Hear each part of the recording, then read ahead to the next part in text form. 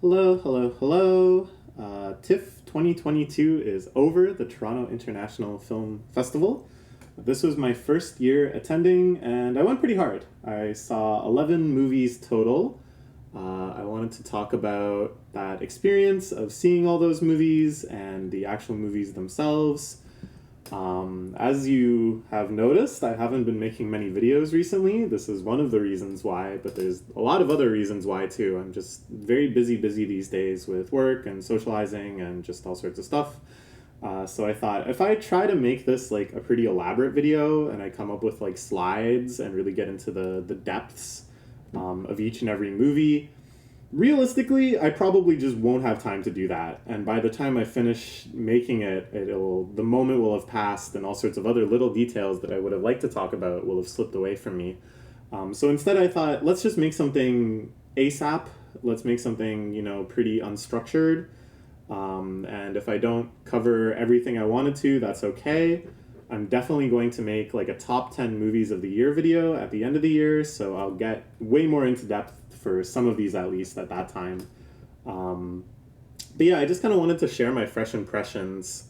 This being the first film festival I've gone to, this being probably a fairly unique event in my life in terms of just seeing that many movies in theaters in that density.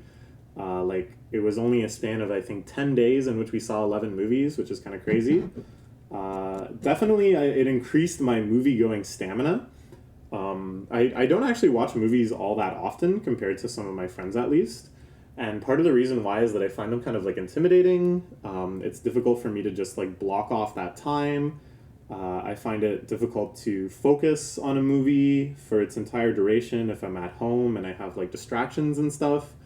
But it got to the point where we would be watching something and it would be like an hour and a half and I'd be like, wow, that was really short. Like, it's like if you travel a lot, the amount of time that seems to be passing on each trip really diminishes, such that if you have like a 4-hour flight, you'll be like, oh, that's pretty short.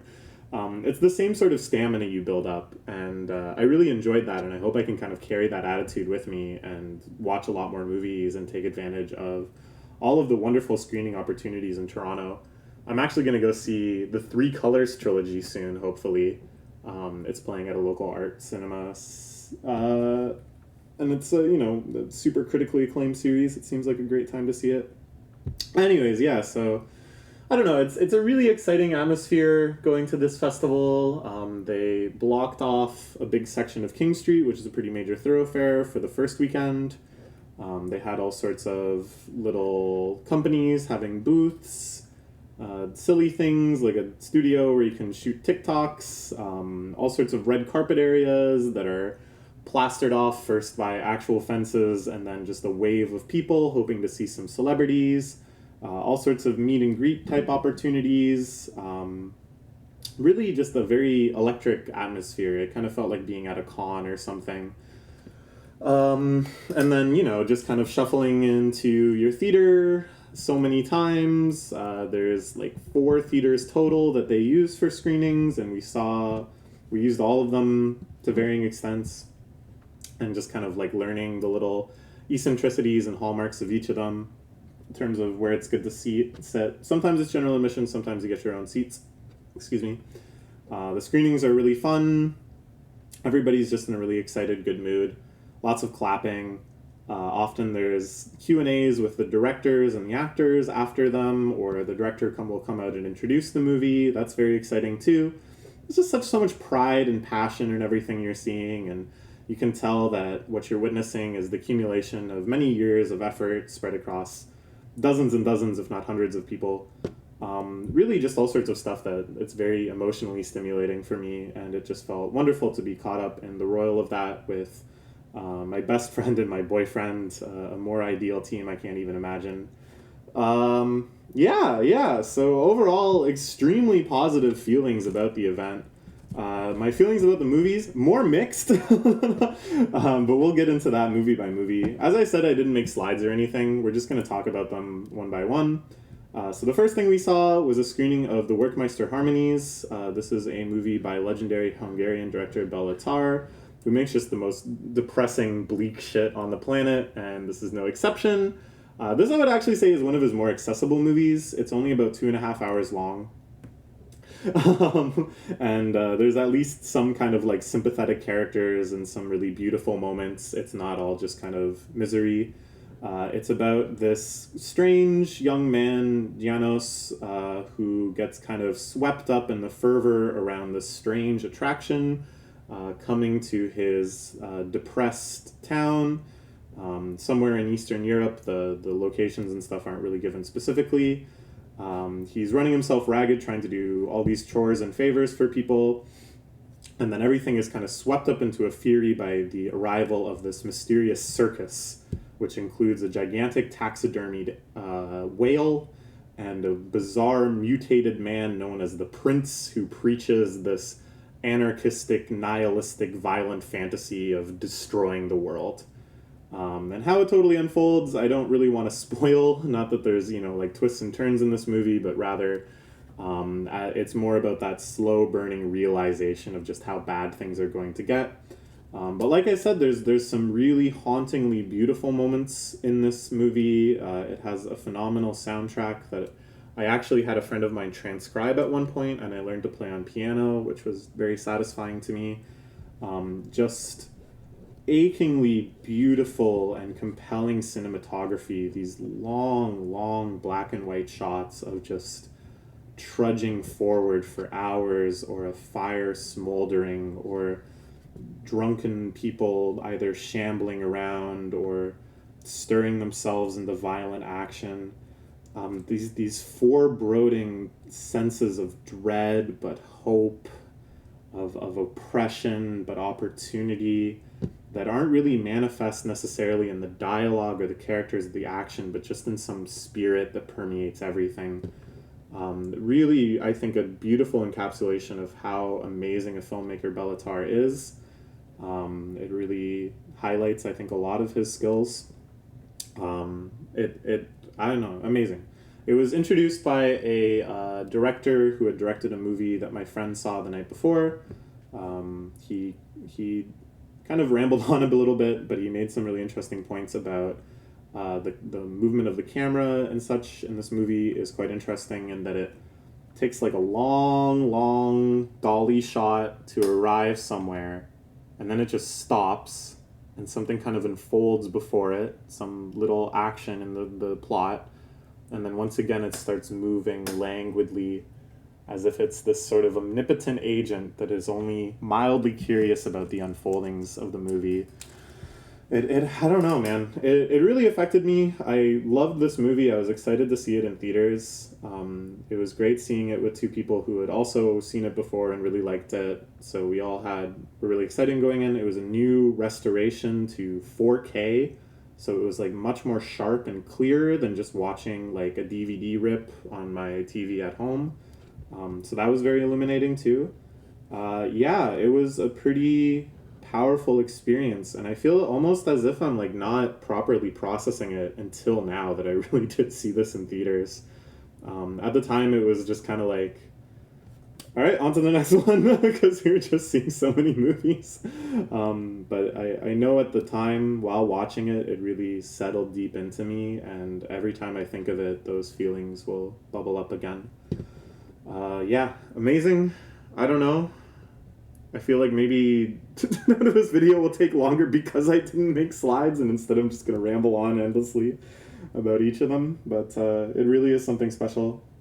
And I think everyone should owe it to themselves to at least try watching it. Because for 1 in 100 people, this is really going to become an amazing movie to you. And you owe it to yourself to see if you're that person. Okay. The next one we saw, totally different. Glass Onion, the sequel to the very popular Knives Out movie by Rian Johnson. I hadn't actually seen Knives Out when I went to go see this, but I vaguely knew what to expect, and it was a really, really fun time. So fun it's good. I would put it in that esteemed category.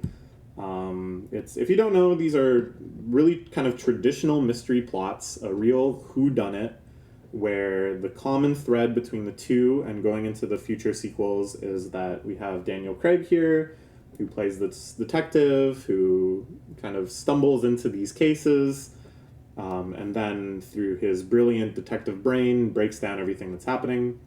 It's hilarious. It has a great ensemble performance. The locales have this kind of dizzying luxury, almost Bond-esque feel to them.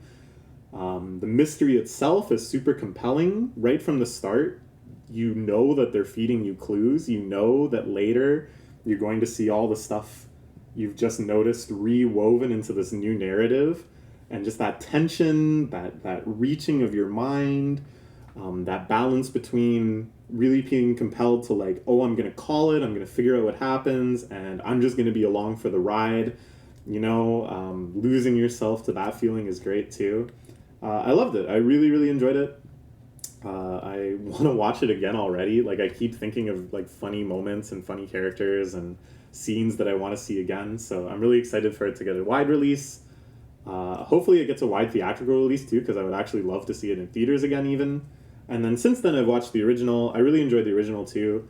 I think it's like a little tighter, and it has maybe like a more solvable mystery. Like, it felt a little more like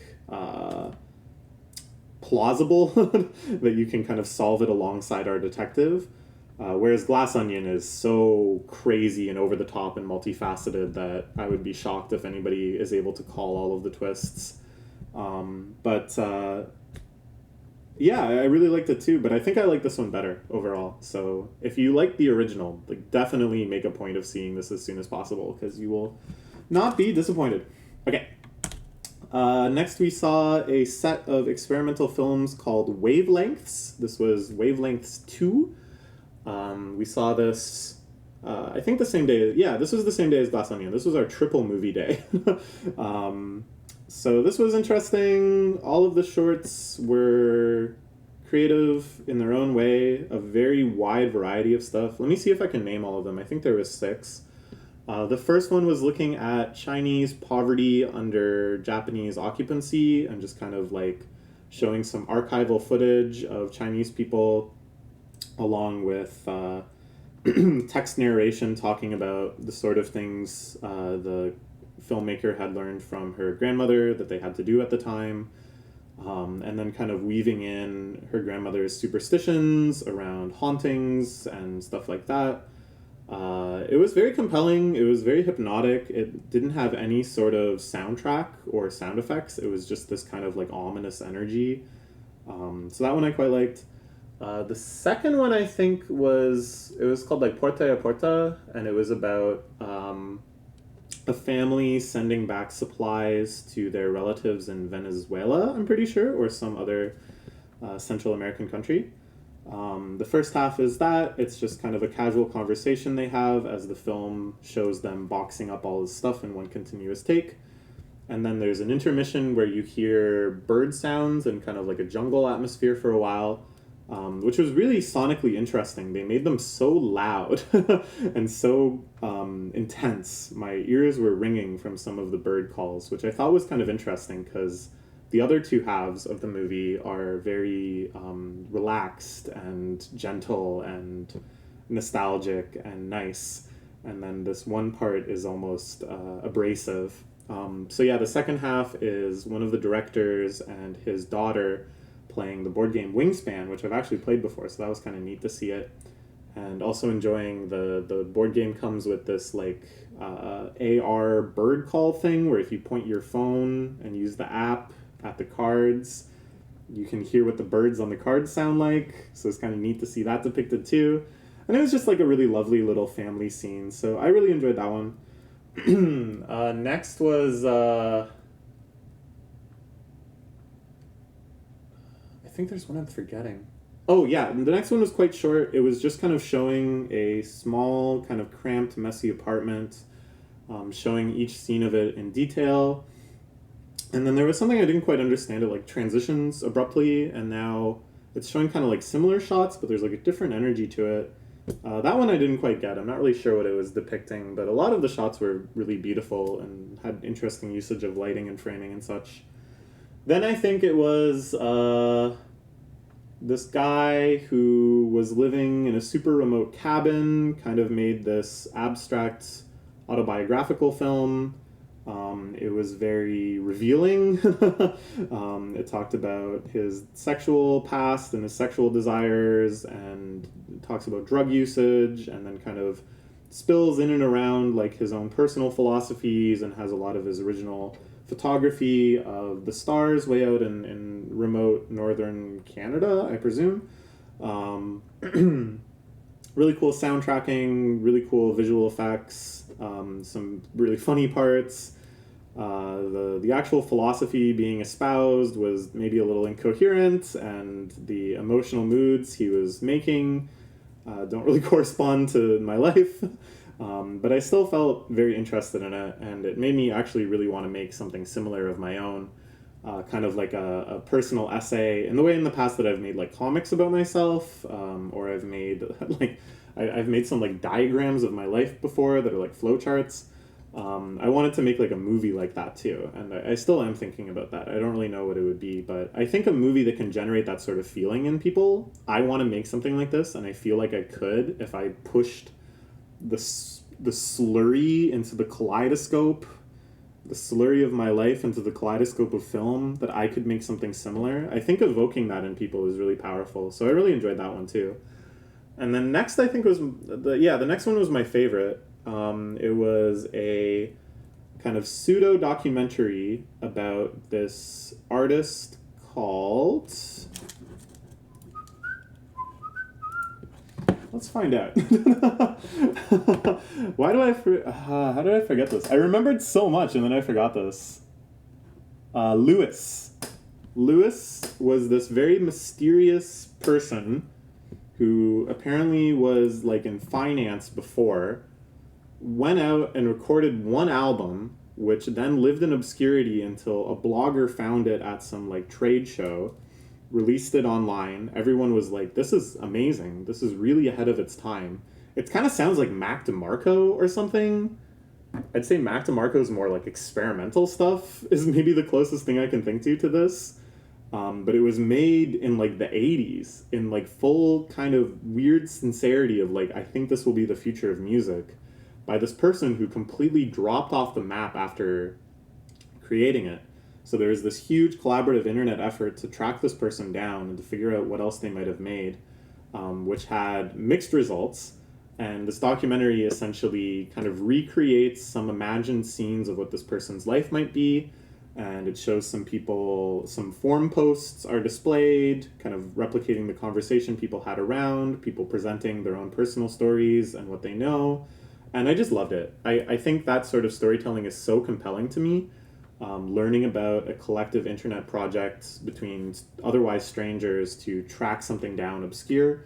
The music itself was really beautiful. I'm definitely going to check out the full album. And I don't know, it really is like a one-of-a-kind thing. The central mystery is so haunting. Like, who was this person? Where did this artistic vision come from? Yeah, I really, really liked this one. I thought it was so beautiful. And then the last one was kind of like, it felt like something that you would see as an installation in a modern art gallery, that it would just be playing on a TV or projected onto the wall.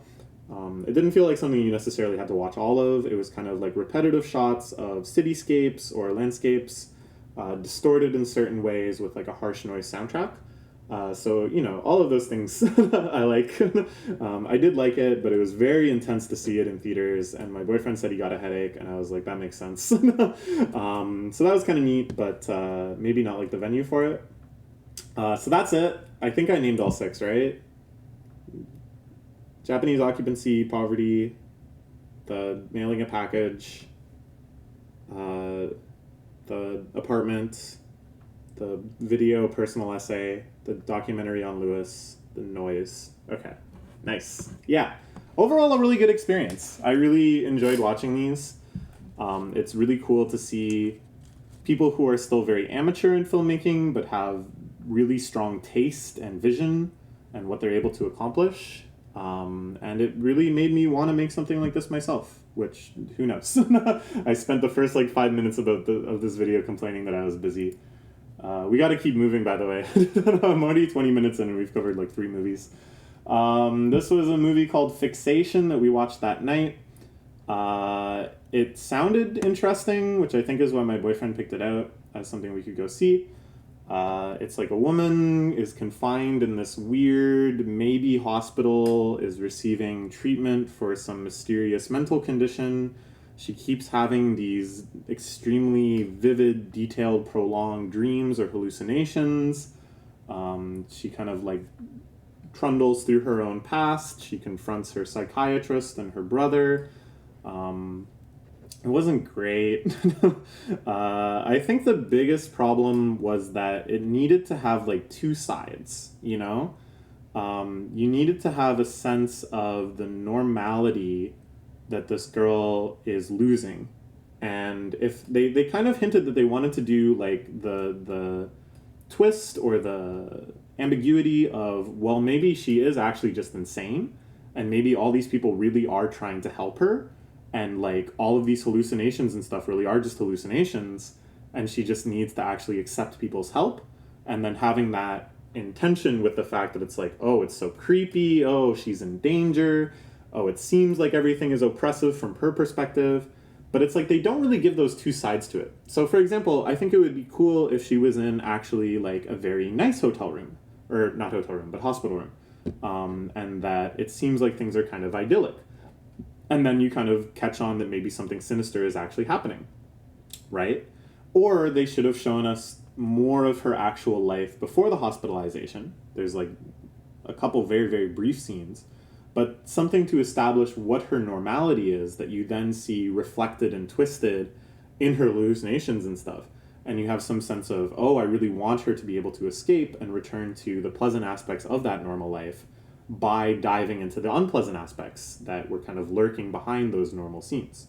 I think that kind of duality is compelling, right? Where you have something that's like the normal, and then you have a threshold that she passes into the surreal and the nightmarish, and it's all about that kind of interplay and tension. But it didn't really have that. It was all in the latter category. And there was some interesting scenes. A lot of the set designs were cool. Her main performance was pretty solid. Like she had some pretty compelling moments where she breaks down, or she's screaming, or she's demanding help that, you know, resonate. A lot of the other performances were very kind of cartoony and over the top and not that compelling.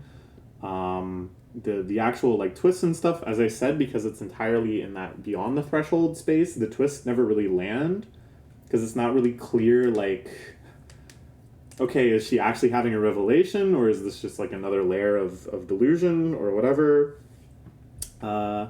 Yeah, I don't know. And then stuff like the editing was like really hyper, which certainly isn't to my taste. Obviously, I was just praising Bellatar.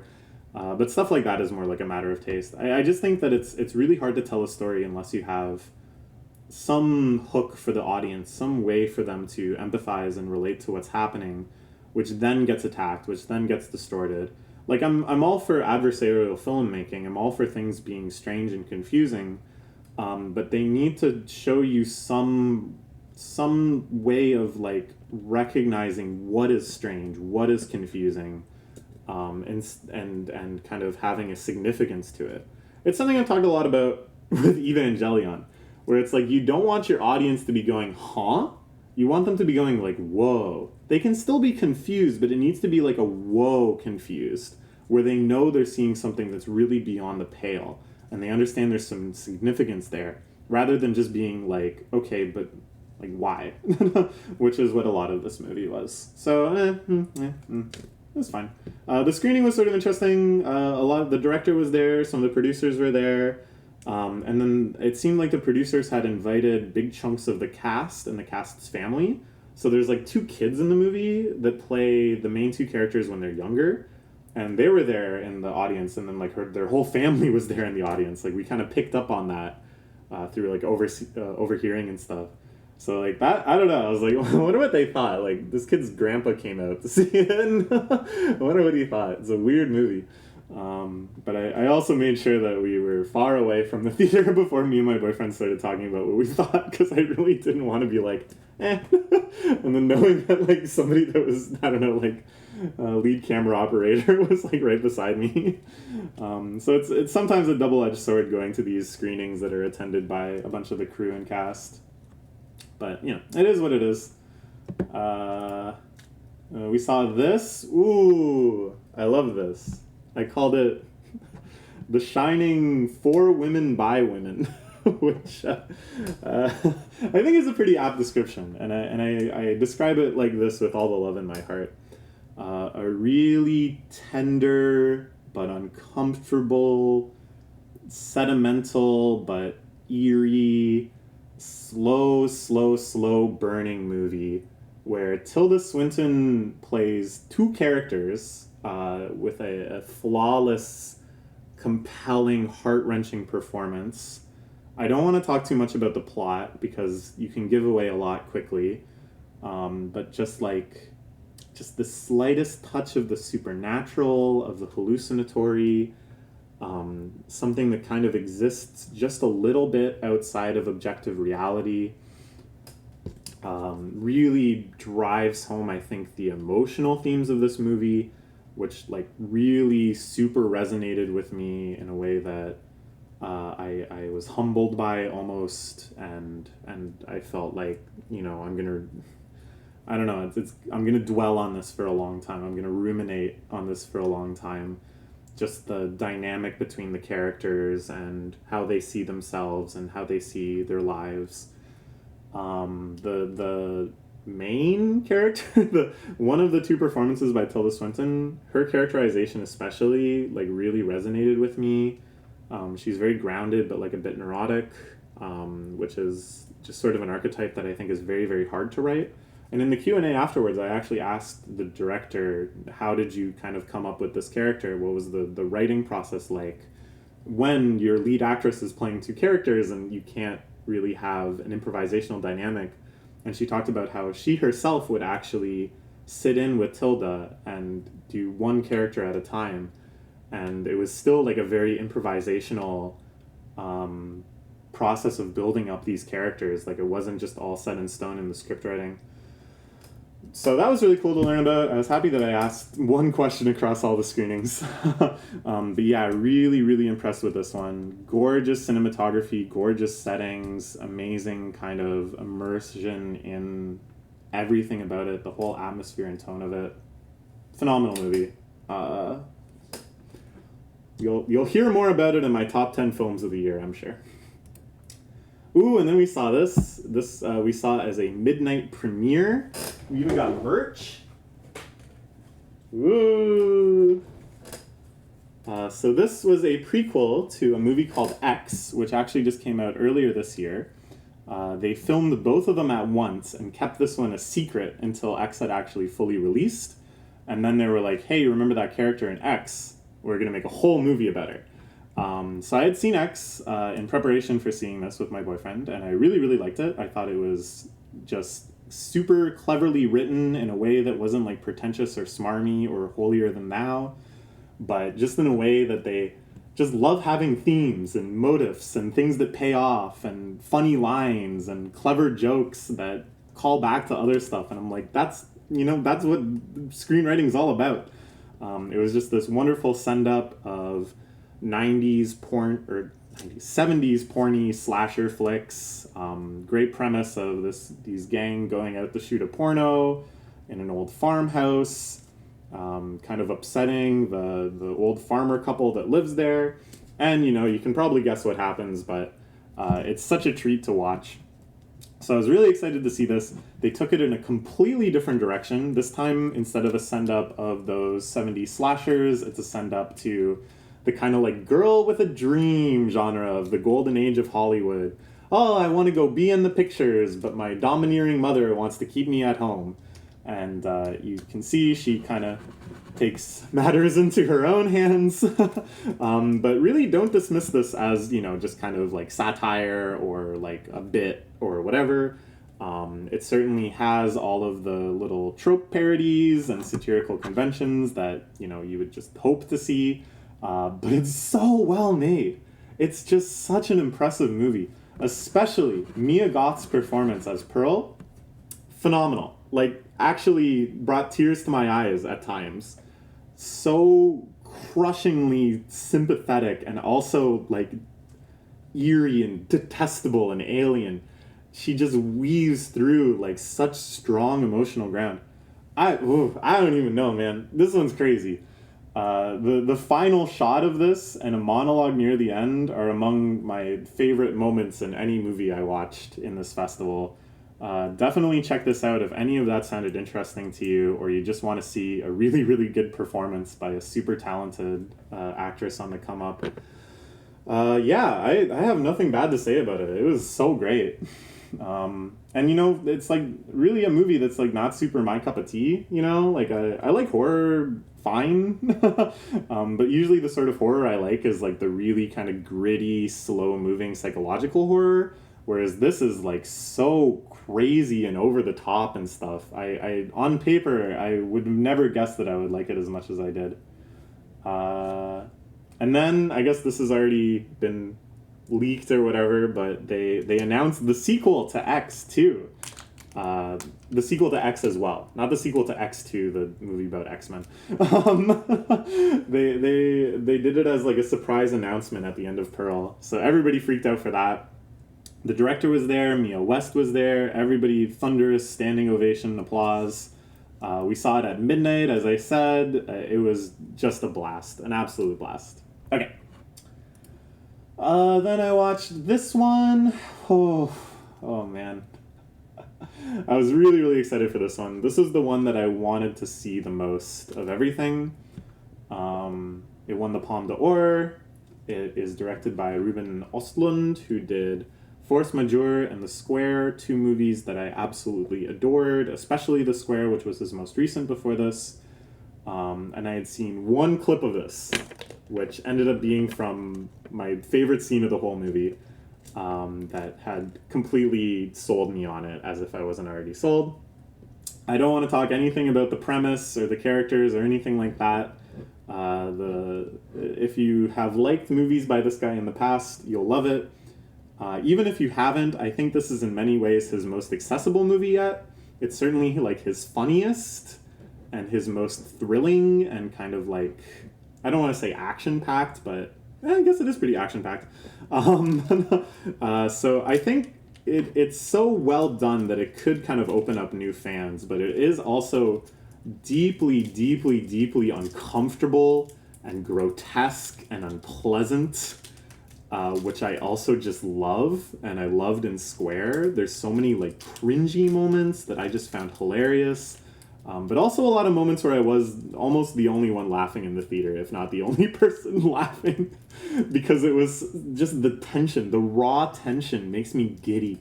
It just makes me so giddy because I can tell how it's going to play out and how awful it's going to get, and just the impeccable character writing of these petty, petty people getting into these arguments.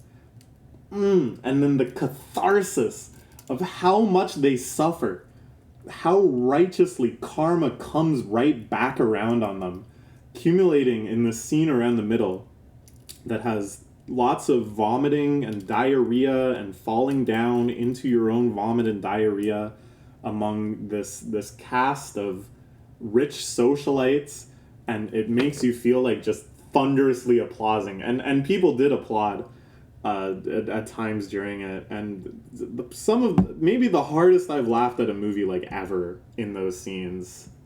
The stellar performances. Woody Harrelson isn't in it very much at all. Don't believe the poster, but he's phenomenal in the scenes that he's in.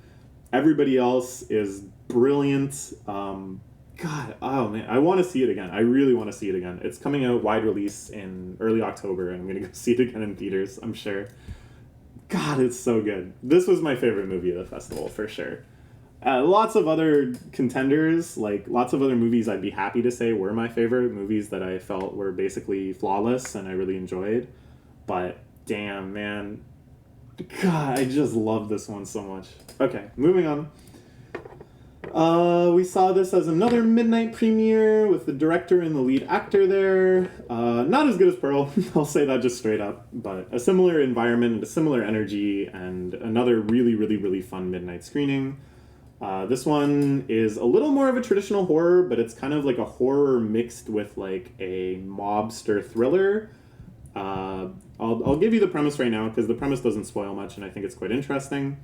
This girl is working at like a mafia-controlled club. She runs out one day with a ton of drugs. She hides out at her sister's house, knowing that the gangsters are going to go to any lengths possible to track her down. But, her sister lives in a apartment building that's possessed by demons. So, on the one hand, you're kind of classical horror, a demon is haunting us and fucking with us, and oh geez, I'm having a spooky nightmare is playing out. And on the other hand, it's they're tracking her down using this like information network, and you get that dread as they close in on her. And then there's some pretty classic moments where you're like, oh geez, she hears something in the kitchen. Is that a demon or is that a gangster? Which is fun. And I think they do both halves pretty well. And it has a nice excuse for, in all these like possession type movies, you're always thinking, right? Just leave. Why don't you just leave? Can you just not go out the door and go somewhere else? And now there's finally a good excuse for it. She'll get gunned down if she's seen in public. So I think that dynamic was really cool. That tension between being so freaked out at home, but having an even more realistic threat lurking outside the front door. Performances are really good. The lead actress especially I thought was great. But what I think amazed me and really made me compelled by this one was the world building. They have really nice, very subtle world building. Well, maybe not that subtle, but like just stuff around like, oh, like the mafia brings in this guy, Calvo.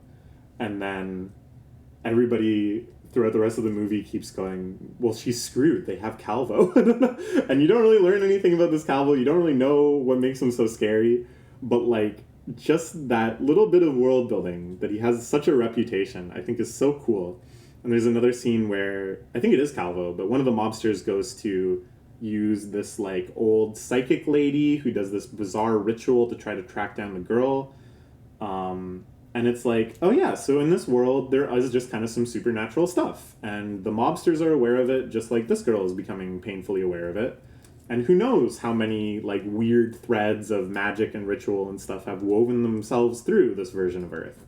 It's like, that's cool. Just that you get little hints at it. And it's not super explained, it's not dragged out, but you're just kind of left wondering, okay, what was up with her?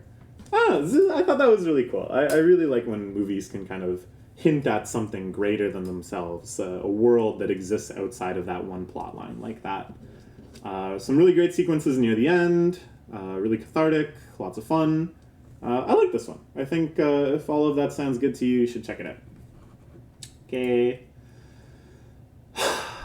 Then we saw this. So we had this system.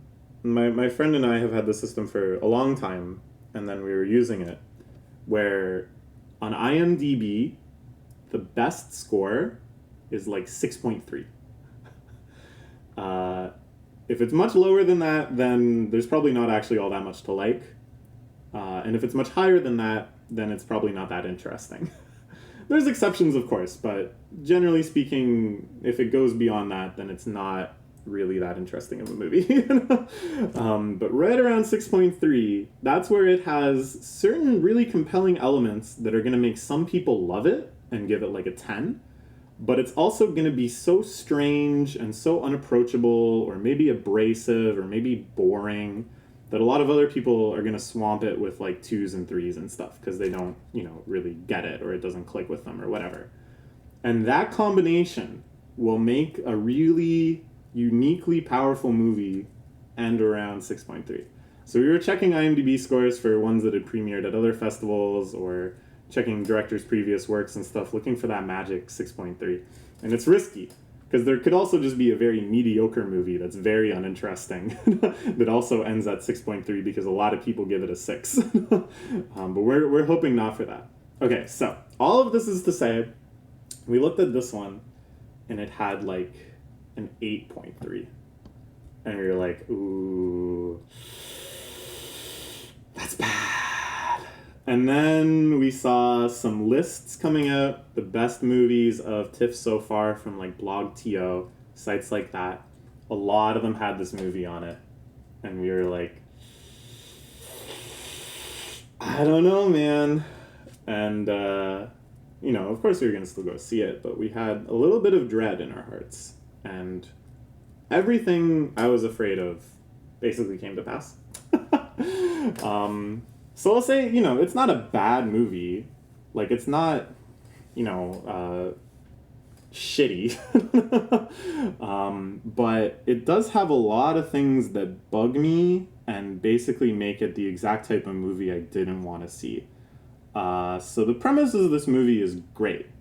And I'm going to sound like a sicko when I say what it is after I said that. But the premise of this movie is we're looking at a extremist Mennonite or something else. It doesn't say explicitly Mennonite, but probably Mennonite community, a colony that lives way out in the middle of nowhere, rural land in the States.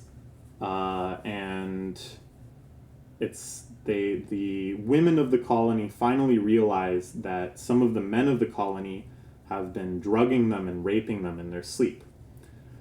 So they manage to catch one of the men and get the truth out of him, and all the men that were involved are rounded up and arrested.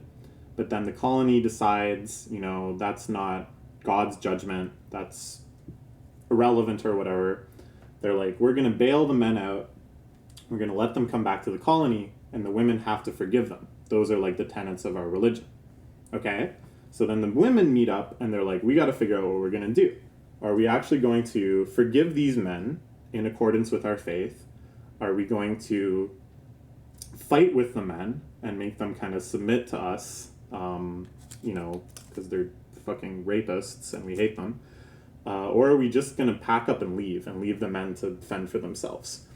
And the whole movie is just them debating between these options through the lenses of what makes us the most safe, what is in accordance with our fate, what would God think, what about the men we're close to?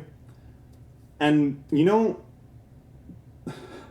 that could be a brilliant, brilliant movie. That could be a movie that just guts you from limb to limb. To see the suffering, to see the agony over making such a decision, to see the betrayal that these women feel from the men in their lives and their God, to see the agonizing moral quandaries that they have to trudge through as a group step by step. And it's not. It's like they wanted people to enjoy this movie. It's like they wanted people to actually get through it and not want to turn it off and not want to walk away from it. It's like they wanted people to watch it and tell their friends to watch it. Because this movie really, really goes out of its way to not make you feel that uncomfortable.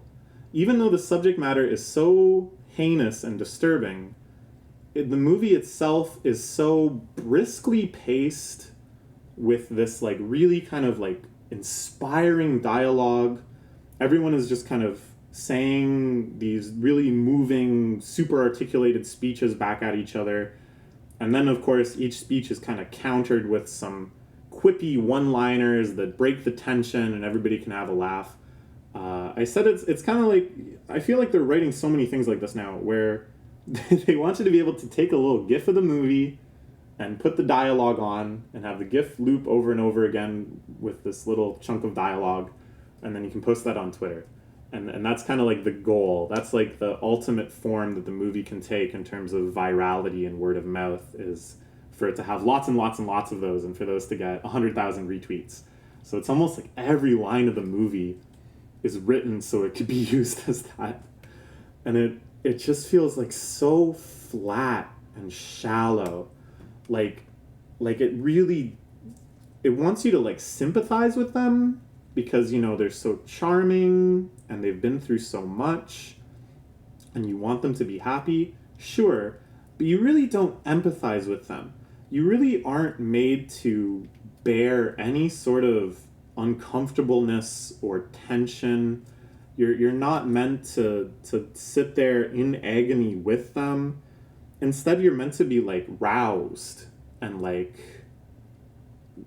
positive and hopeful for these women. But it's like, so this is based on a true story. The actual events happened in Bolivia, There was a Mennonite group, an extremist Mennonite group that had relocated out into the rural oblivion of Oblivia and was faced with this exact same situation. And it feels kind of like insulting to them to turn that real story into something that, I mean, I'll just say it, it's like Oscar bait. Like, it's like a good movie to make people roused up and feel like they're taking action on something important. Man, I don't know. I feel like kind of like a piece of shit ragging on it, because if people are inspired by it and it does make them feel more motivated to fight for women's rights and fight for like abortion rights in the States and stuff like that, then that's great. That's like a great positive change for it to have in the world. But it just feels so superficial. It feels like it kind of connives you into doing that rather than actually confronting you with the horrible, horrible situation these women are in. I think the other thing that bugs me, and this is like, I don't know, this is maybe like a hot take, but like people in these colonies are abused just by being in these colonies. They're having their human rights stripped away by being isolated, born into families that live in total isolation from all modernity. They don't have any cultural enrichment. They don't have any sense of discovery of the entire cumulative human experience. They don't have options. They don't have choices. They should have CPA? They should have the child protection people called on them. It's not a beautiful life. It's not this sort of idealized romantic life that they had up until, the incident. They were always deprived as women, as mothers, as anyone. They always were misled by a overly restrictive, domineering patriarchal religion that doesn't offer them the opportunities afforded to, almost anyone else in society. Well, I shouldn't say, poverty also does all of these things in many ways, but like it's not good. They didn't have good lives before this incident, and spoiler alert, they end up deciding to leave, and the end of the movie is them heading out on a horizon, and it's meant to look beautiful and hopeful, and they'll be able to have an idyllic life after this. But no, they won't. Where are they going to go? They keep talking about where are we going to go, and then they kind of say some stuff around, we need the long perspective, we need to believe in the grace of God, and it all sounds well and good. But realistically, where are they going to go? It's like... And I think it would have been a much more compelling story, to me at least, because I'm a sicko, to show that misery, to show that they were in a terrible situation, and then it got even worse, and now they're trying to make the best out of a horrible, horrible thing, and they're making this like desperate attempt, but it's probably going to fail, because that's something that actually honors the experiences of people in the situation. Like, I'm not going to say, oh, all Amish people are miserable, all Mennonite people are miserable. I'm sure they're not. I'm sure some of them are actually quite happy. But it's a fact that they don't get to make the choices that most of us do. It's a fact that they don't get to, have the experiences that most of us have.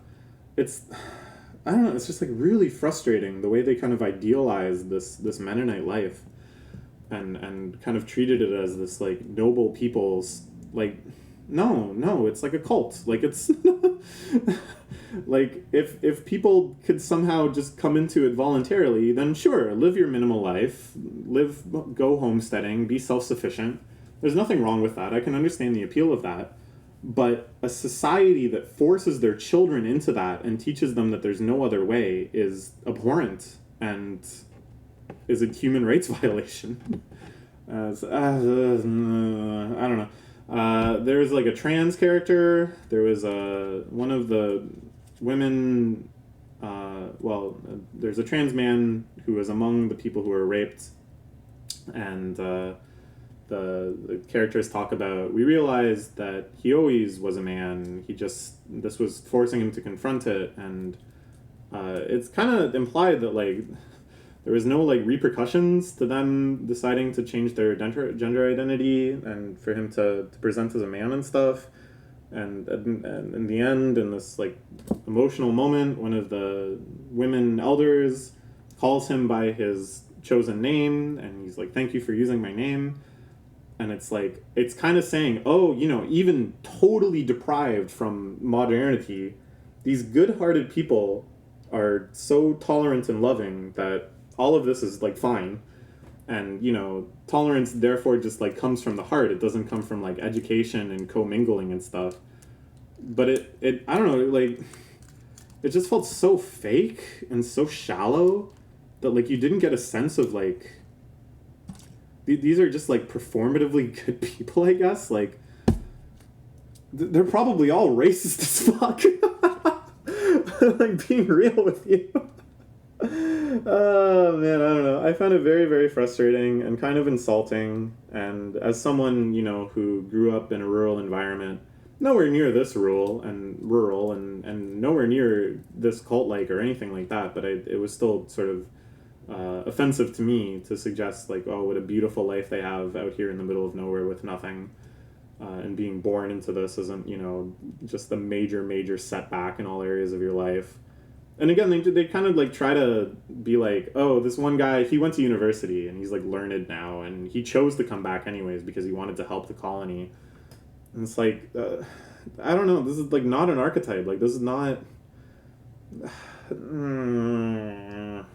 Let's just move on. Nah. It's just, the fucking quips. Every 30 seconds somebody needs to make a joke. Why? Why do we think movies have to be like this? Why can't we just be sad for like 5 minutes straight? Why can't we just see somebody like cry? And it doesn't have to turn into this like beautiful, warm moment, but instead it's like, no, their life sucks. You need to feel that their life sucks. It's gonna win so many fucking awards. Okay, let's move on. I'm sorry. I got a little upset. It's upsetting. Okay. Oh, this was fun. This was a short film collection. There's been a series of these VHS movies. All of them have the same premise, that you've kind of stumbled upon this mysterious VHS cassette, and it's full of found footage, obstinately shot by people with just their camcorders and stuff. And then all of them, of course, have some horrific, generally supernatural bend. There is four of these. Yeah, five? Okay, let's go through them quickly and try to remember. The first one was like this, it was like a punk band making like almost like a Jackass type show where they do outrageous acts of vandalism and trespassing and stuff to promote their band. They sneak into this concert hall that had been ravaged by an electrical fire, where the last act that performed had been stomped to death, trampled to death by the fleeing crowd. And they're like, we're going to go there and like fuck shit up, and we're going to play a concert, and we're going to pee or whatever. They keep trying to like prank the one band member who's the only one that's like actually freaked out about the potential of like ghosts or whatever. Guess what? There's ghosts. It was pretty fun. I think my favorite part was they showed like a promo video that the band that had been playing there was called, and it was like just the perfect send up of the like girls rock punk outfits that often were like industry plants. It was just like a really, really great parody of that. And then the 90s punk band that was kind of desecrating their memory, it was also a really good parody and send up of that too. So it was kind of like two insufferable eras, one of them ragging on the other, but as the audience we get good catharsis that they're all gonna go to hell. So that was fun. The second one was, oh yeah, this girl is getting like hazed. She wants to join a sorority. They say, oh, you got to spend a night in a coffin. We're gonna bury you. Some stuff goes wrong. That one actually kind of freaked me out. The shots of her recording herself with a little camcorder inside the coffin actually made me pretty stressed. It was very well done. I would almost have preferred it if there wasn't like a supernatural element. And, well, I don't want to spoil it too much. It's worth watching. I think it's quite well done. All of them were. But yeah, good tension in that one. Good premise. The third one was my favorite. Yeah, this is the third one. It was directed by Flying Lotus, the musician, who I really like as well. It was surreal and psychedelic and hilarious and had so many twists. It set me up to think there was going to be one twist, but then there was another twist, but then it actually went back to the first twist. Definitely watch this one. I don't want to say anything more about it. Just dive in blind. The fourth one was sort of similar to the first one in that it's just some kids kind of just recording their shenanigans and pranks and stuff. This one, it was just kind of home video footage, but they grow more and more obsessed with this beautiful woman that had moved across the street from one of them. So a lot of it is kind of like trying to stalk her and find clever ways of seeing her and get pervy footage of her, which felt like very authentic to that era. And the characters were well done in the performances and stuff. So I don't know, it was nice. It wasn't really as interesting as the others though, probably. And then the last one was these dudes trying to do like a demonic summoning ritual on Halloween, accidentally get dragged to hell, and then the rest of it is them just kind of running around in hell.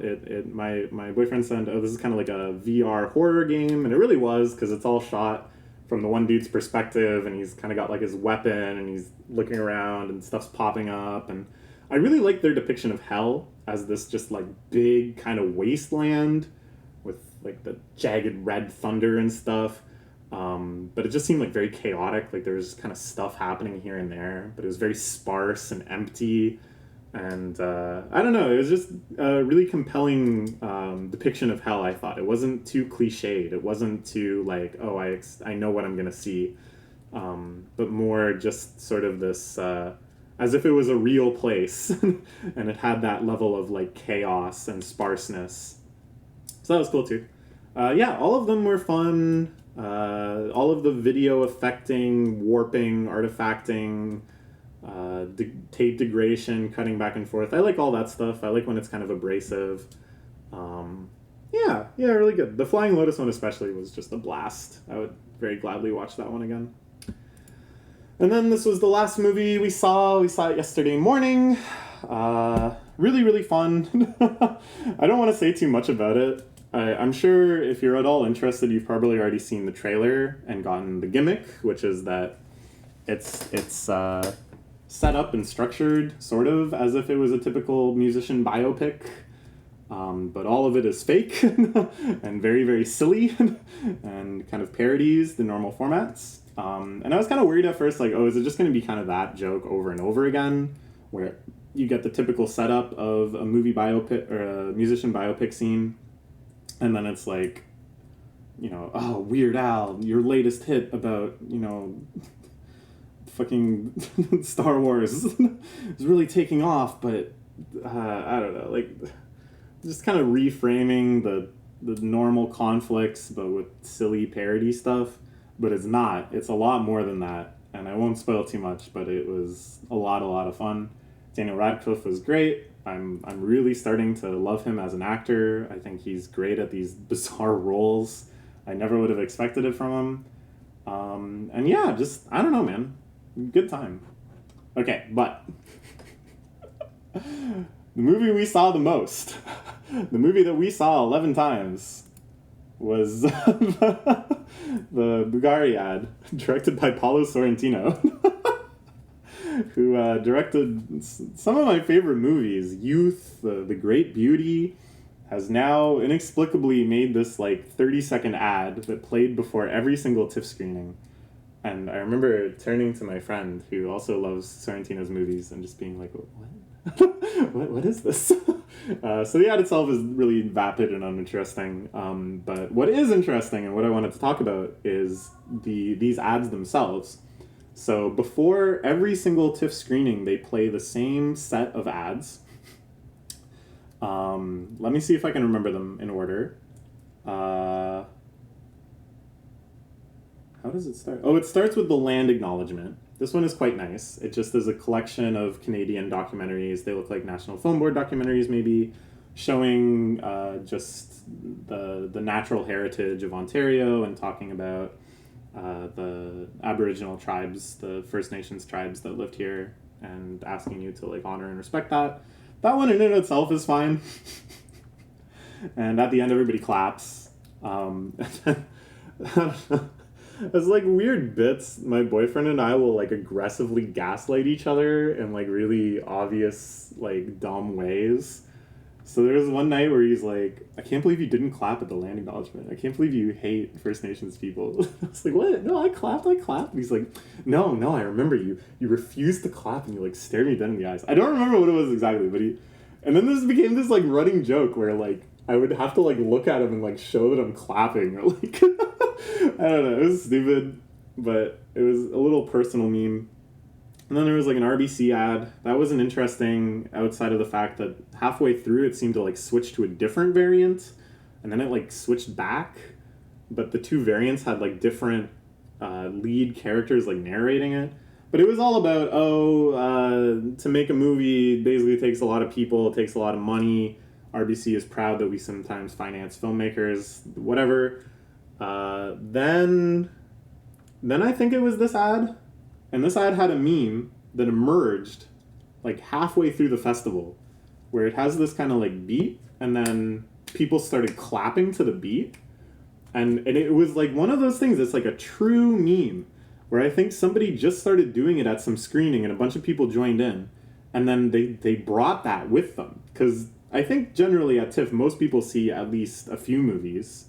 I don't know what the average is, but they sell like packs of 30 tickets, so they're expecting at least a good chunk of the crowd to go to a lot of movies. We went to a lot of movies, that's for sure. My friend that we were going with went to 16 movies. So there's a lot of repeat opportunities that if you saw something that seemed funny in one ad reel, you'll bring it to the next one. And things spread like this, which is interesting. So yeah, that is super vapid. My friend said, there's like a longer cut of this on YouTube and it's a bit better. And I haven't watched it yet and I have no idea how it could be a bit better. I said to him, does one of them kill themselves? Because in Sorrentino's movies, there's always at least a couple people kill themselves before the end. And he was like, no, it's not that.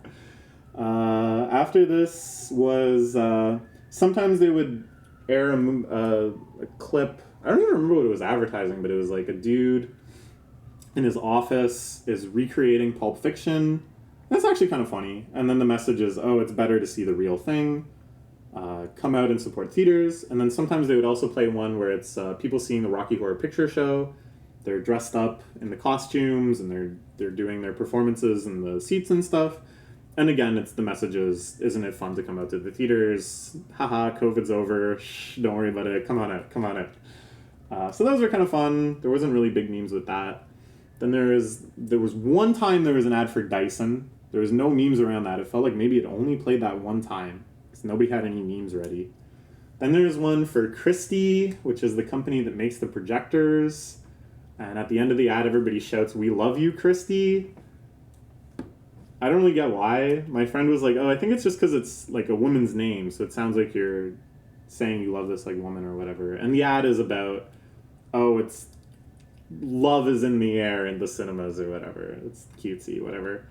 Then there's another one from like TD or something that's like, we support diversity in filmmaking voices, and shows a bunch of minorities.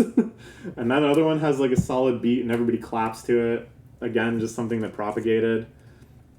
And then there's a few little screens. I'm like playing it in my head right now. There's a few screens that show, vote for the People's Choice Awards. There's like a little graphic. And then the very, very last thing that comes up before the movie is a screen saying, we take piracy very seriously. You'll be fined some amount if we catch you recording anything, blah, blah, blah. And because it says the word piracy, everyone in the theater shouts, "R!" And for some reason, I hated this one. I just thought it was the most annoying thing. I don't know why. That meme, like, really caught on. Like, fairly early on, everybody started doing that. And there would just be this, like, loud R. I forgot the most important one. Oh, my God. There's also an ad that talks about the TIFF volunteers. TIFF has, like, this huge task force of volunteers that handle most of the logistics of, like, scanning tickets, organizing lines, helping people get to their seats, blah, blah, blah. And it kind of bugs me. Why don't they pay these people? They have these like gigantic sponsors. They have so much money pouring into the festival. Can't they afford to pay these people like anything? Do they really, like, obviously people are going to volunteer for this because it's cool and it gets you into screenings sometimes and you maybe get to meet a celebrity. So, like, people are eager to volunteer, but that doesn't mean that you shouldn't pay them if you have the resources to pay them. So that kind of bugs me. And then people go nuts at this one when it airs. People clap, and we saw one screening where people were, like, saluting it, which was pretty cringy. I remember being like, nah, this bugs me. They should pay them. I'm not going to clap. I'm not going to clap. And I, like, refused to clap. And my friend going, you have to clap. You have to clap. And then I was like, no, I'm not going to clap. And I steadfastly, this was another, like, personal meme between us that conflicted with the general meme that I refused to clap. And there was one time though I got, like, distracted. I was, like, talking to my boyfriend or something, and I just started clapping, like, automatically. And I was like, no, they baited me. Good times. Yeah, good times. Overall, I had an excellent time with TIFF. Outside of this one, which was very frustrating, and this one, which was bad but not frustrating, I liked all of the movies, and some of them, like this and like this, I absolutely adored. So that side of it was great, and just spending time with my friends and planning around screenings and getting food after and all of that and being in the lively environment, that was all fantastic too. And in the end, the memes just really made me feel like part of something special, which sounds stupid, especially when I complain about half the memes, but I don't know. I think what's exciting for me is I can do all of this again next year. And it'll be a whole new set of movies, a whole new set of memes. And I'm really looking forward to that. And it's just great to have things in my life now that make me feel so excited and feel so unique. Not that a film festival is unique to Toronto, but it's like one of those things that really makes me so happy that I moved here. And yeah, that was my TIFF experience. I rambled on for like an hour, but I had fun doing it. I hope some of these movies seem interesting to you and you will seek them out. And if you live in the area or if you live near a film festival at all, I would really suggest checking it out. It's a lot of fun. Okay, bye.